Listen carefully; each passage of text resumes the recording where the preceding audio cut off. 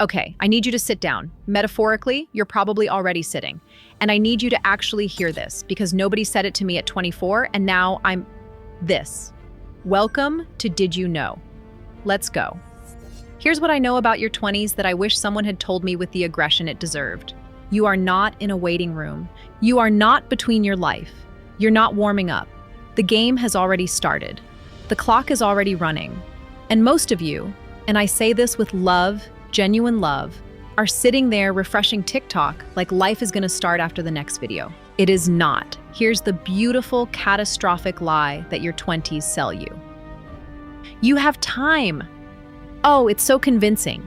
You wake up at 26, you feel fine, your knees work, you can eat an entire pizza at midnight, and your body just handles it. And your brain goes, yes, we have decades. We are invincible. We will figure this out later.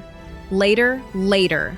That word has destroyed more potential than laziness ever could, because here's what nobody draws on the little timeline for you. By the time you're 35, you've got a mortgage or a kid or a career that you backed into by accident and now can't afford to leave, or all three simultaneously like some kind of adult curse bundle.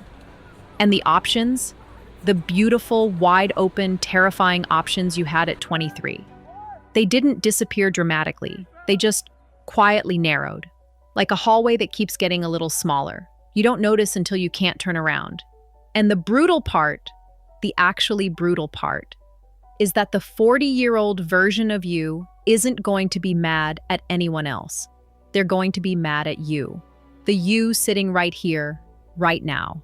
Which honestly, fair. Actually, pause. Quick question, and I genuinely want to know, drop it in the comments. What's the one thing you keep saying you'll start eventually? Go. I'll wait. No, I won't. I'm going to keep talking. But put it in the comments because I promise you, seeing it written down is going to hit different than keeping it in your head. And hey, real quick, if you're watching this and you're the kind of person who actually wants to be shaken awake every now and then instead of told what you want to hear, subscribe. That's what this channel is. No fluff, no 10 tips that you forget in 4 minutes. Just the stuff that actually sticks. Hit subscribe, it's free, and future, you will probably be mildly grateful. Okay, back to ruining your day in the best possible way. Let's get specific, because don't waste your 20s is the kind of advice that sounds wise and means nothing. What are you actually wasting? Number 1, failure budget. This is the thing that makes me want to flip a table. In your 20s, you have an enormous failure budget. You can start a business and watch it die. You can move to a new city and hate it. You can try 3 careers. You can date the wrong person, learn a ton, and leave. None of that is permanent.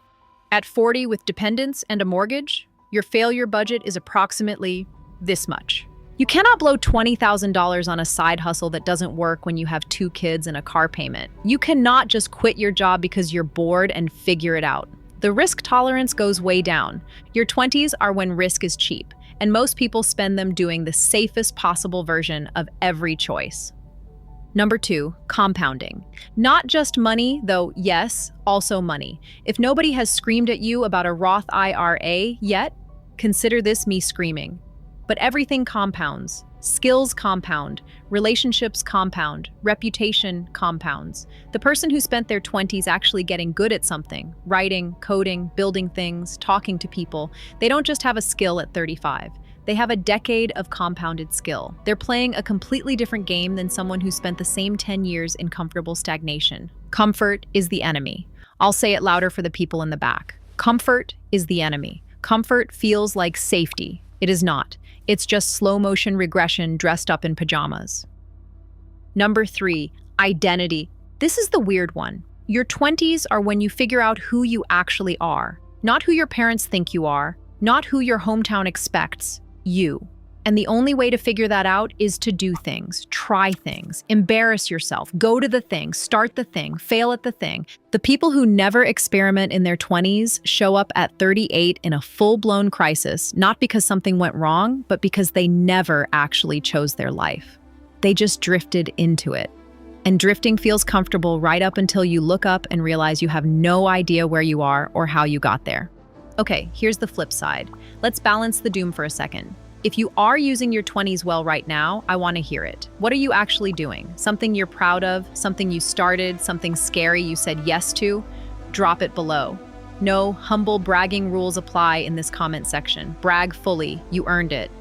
Okay, I'm not just going to leave you spiraling. That would be irresponsible. Entertaining, but irresponsible. Here's the practical version. 3 things. That's it. 1, do the uncomfortable thing on a monthly basis. Not every day. That's unsustainable, and you'll burn out and hate me. But once a month, intentionally do the thing that scares you a little. Apply for the job above your level. Start the conversation you've been avoiding. Post the thing. Sign up for the class once a month. That's 12 significant discomforts a year. That's 120 in a decade. The person who does 120 uncomfortable things is unrecognizable compared to the person who did 0. 2, spend money on skills, not just stuff. I know, the jacket is very nice, but the course, the coach, the book, the tool that makes you better at the thing that earns you money, that's the money that actually multiplies. Stuff depreciates, skills appreciate. This is just math. 3, stop optimizing for the life that looks good. Optimize for the life that feels meaningful. This one's harder to measure, but it matters more. The 40-year-olds who are genuinely thriving aren't necessarily the richest or the most impressive on paper ones. They're the ones who actually chose their life, who figured out what mattered to them, not what was supposed to matter, and went toward it even when it was messy. That process starts now, not when you're ready. Ready is a myth. Ready is comfortable stagnation with a more flattering name. Here's a challenge, and I mean this. Screenshot this timestamp. Put it in your stories or wherever, tag someone who needs to hear this.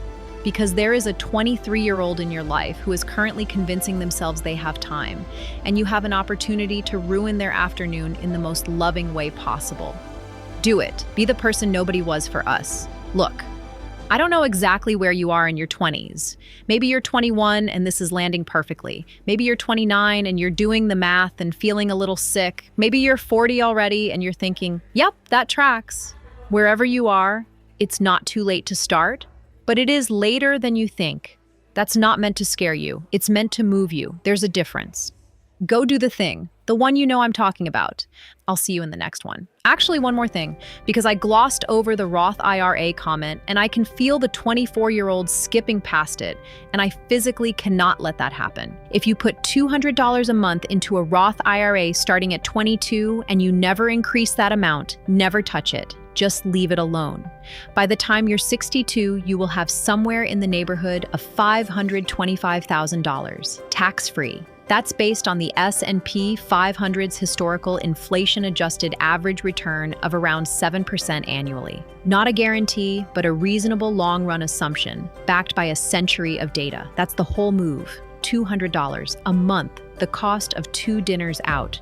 Most 22-year-olds are not doing this. Most 32-year-olds are not doing this. And I promise you, every single 45-year-old who didn't start at 22 will tell you it is the one financial decision they wish they could go back and undo. Not the bad investment, not the dumb purchase, the decade they waited.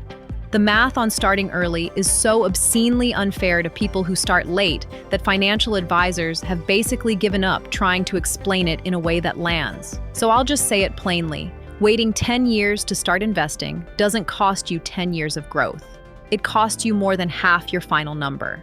That's not an exaggeration. That's compound interest being completely indifferent to your excuses. Now here's the one that nobody frames correctly, and it makes me genuinely furious on behalf of every 20-something who gets this wrong. Your friendships right now are the easiest they will ever be to maintain. You are never going to be this available again. You're never going to live this close to this many people you actually like. The infrastructure for friendship, shared schedules, proximity, low cost of hanging out, basically collapses after 30. People move, people have kids, people get overwhelmed, the group chat goes quiet and nobody means for it to happen, and then suddenly it's been 8 months and you're all just reacting to each other's Instagram stories like that counts as staying close. It does not count. A like is not a conversation. An emoji reaction is not presence. And the research on this is brutal. According to peer-reviewed studies on social isolation, the mortality risk of chronic loneliness is comparable to smoking 15 cigarettes a day. Not a metaphor. An actual epidemiological finding.